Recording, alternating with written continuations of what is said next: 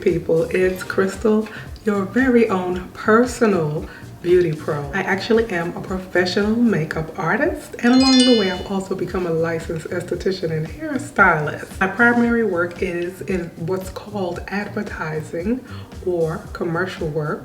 I also do some editorial, which is magazine work, and some runway, including things like New York Fashion Week. In addition to doing what I love, I absolutely love sharing professional tips and tricks. Today, I am going to share Fenty's new powder foundation, and as a bonus, I'm also going to school you a bit on powder foundations, how they work, and who they're for. Now, keep in mind, my videos aren't like sales pitches, and they aren't designed for you to run out and buy things. If you are so moved to buy something, then by all means use my link. But I'm more here for a combination of education and entertainment, and of course pretty girly girl fun. So I'm more of an edutainment channel. Many people were very happy to see Fenty release a powder foundation. Number one, because it's Fenty, but also because people do have a tendency to be kind of foundation shy. So when they see a powder, they see something that may be easy to use, especially for a beginner. But I want to also emphasize in this video, while I'm demonstrating this product, that it's still important to apply even a powder properly so that you get the full pretty payoff and look that you want. Now, ideally, a powder sits best on normal to oily skin. However, dry girls with the proper skin prep and application can wear it too, but you have to be a dry girl that actually does skin prep and cares for your skin. Please do not just grab a powder foundation and throw it on because you're trying to take the easy way out. But you don't have to take my advice. If you don't mind your skin looking like the surface of a potato chip, then by all means, do you. Now, one thing I've seen quite a bit are people comparing the Fenty foundations to like things like MAC Studio Fix or some other types of powder, Charlotte Tilbury and so forth.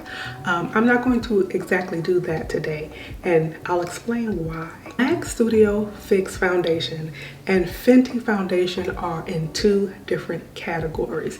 They're different formulas, they're different ingredients, they are different coverages. MAC is a full coverage foundation. It's a pro level foundation. It's used in pro work quite a bit. Once it was all people wanted. Whereas Fenty, as I'll explain more later, is more of a light to medium coverage, and there's some other differences about it too. But while I have them both up, I will tell you that this is shade 330. That's Fenty's 330, and that's a soft golden shade, and I can wear the Fenty 330 or 350 in both the liquids and the powders. This shade, for comparison, just so you have a little reference, is MAC C6, which is a beautiful match. It really enhances my complexion without washing it out. And then I also pulled the MAC NC43. So we're going to demonstrate the new powder foundation, and we're going to let her stand on her own two pretty Fenty feet, because we're not going to use any concealer, foundation, or anything of that nature. Just strictly the powder foundation. Yes, including under the eye. Before we get started, I know some people might be curious about what's on the eyes.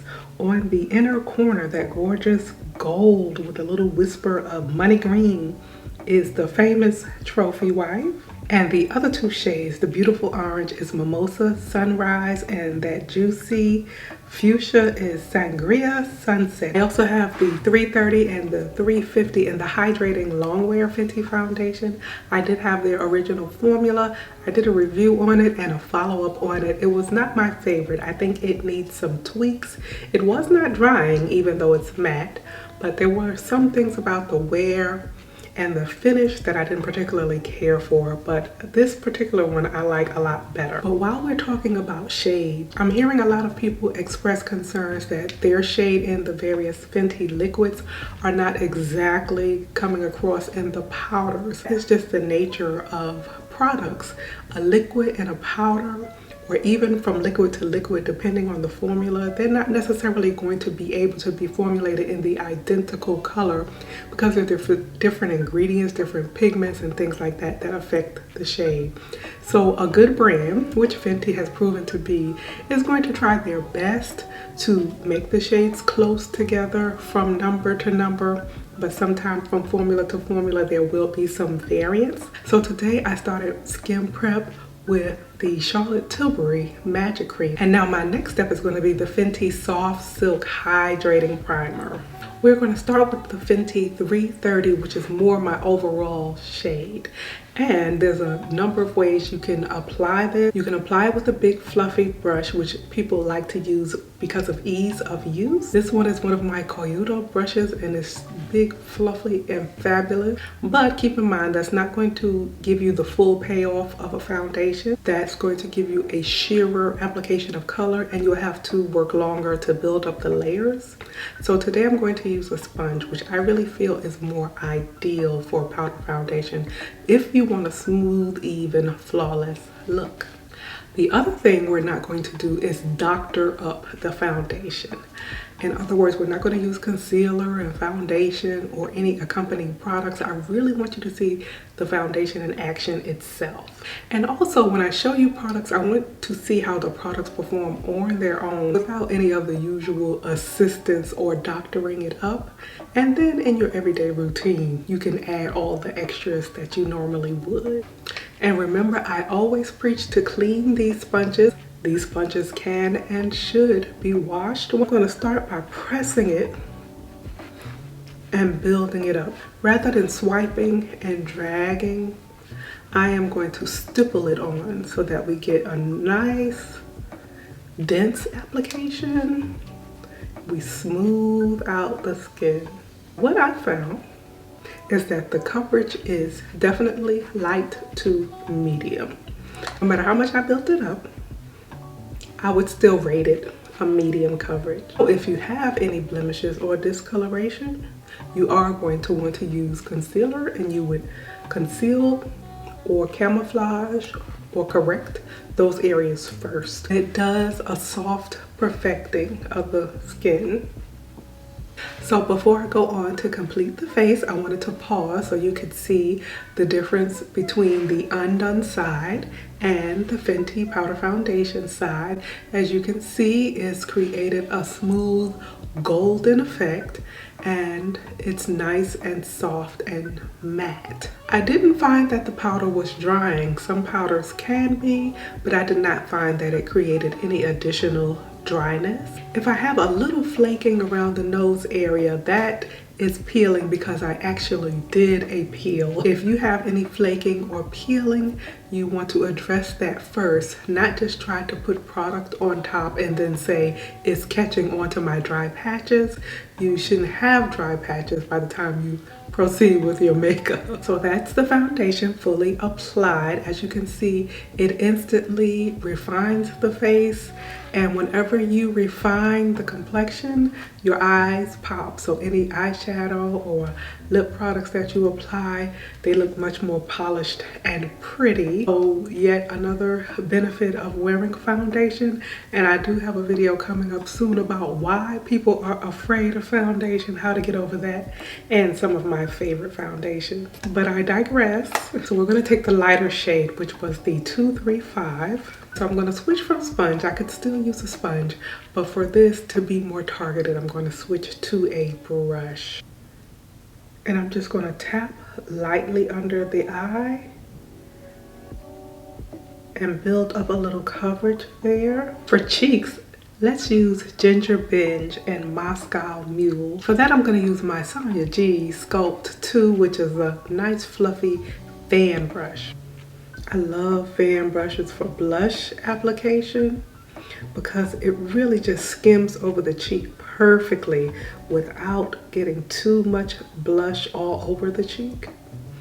It's so pretty and strategic, more control over your blush placement. And because I'm only human, I could not resist any longer the Fenty cream lip glosses. Delicious caramel. It's honey waffles. And the mauve is Mauve Wives. So we'll break out the Fenty matte lipsticks for these. I think these are so pretty and they come in the prettiest fashion colors. So instead of lip liner, I'm going to use my lipstick as a lip liner. Beautiful way to get like a multi-tonal effect. So the first shade I'm going to use as my lip liner is Freckle Fiesta, which is like this chili pepper shade. Then I'm going to take Pumpkin Rose, which is like this really pretty pumpkin squash orange, and pop that in the center of the lip. And then to just be sickening, we'll put some honey waffles on top. Now for a finishing touch, if you just want to soften the matte effect or add a little hydration to the skin without disturbing the foundation, you can add either a setting mist or a finishing mist. Now a setting mist will help keep the makeup in place, similar to something like Skindinavia or the new Charlotte Tilbury, whereas a finishing mist will help the powder lay on the skin and take away the powdery effect.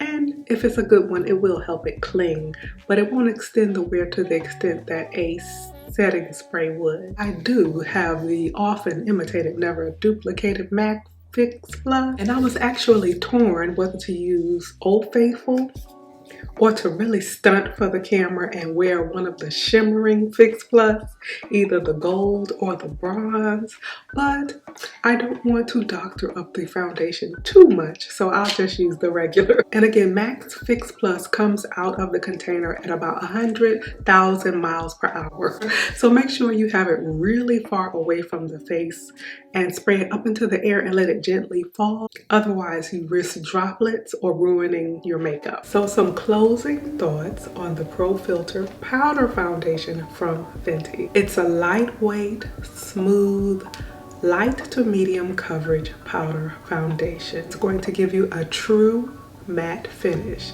And if you just love the Fenty brand, then you may want to try it. If I was going for a powder foundation, I would be going for something a bit more full coverage, a bit denser, a bit creamier, a bit more refined on the skin. So MAC Studio Fix is still one of my favorites. Also Lancome and Estee Lauder and Makeup Forever make an excellent powder foundation. Playing with pretty products never gets old, and sharing them with you really adds to the fun. So I hope you enjoyed it as well. I look forward to seeing you in a video very soon. But until we meet again, keep it pretty. Something new in the sky.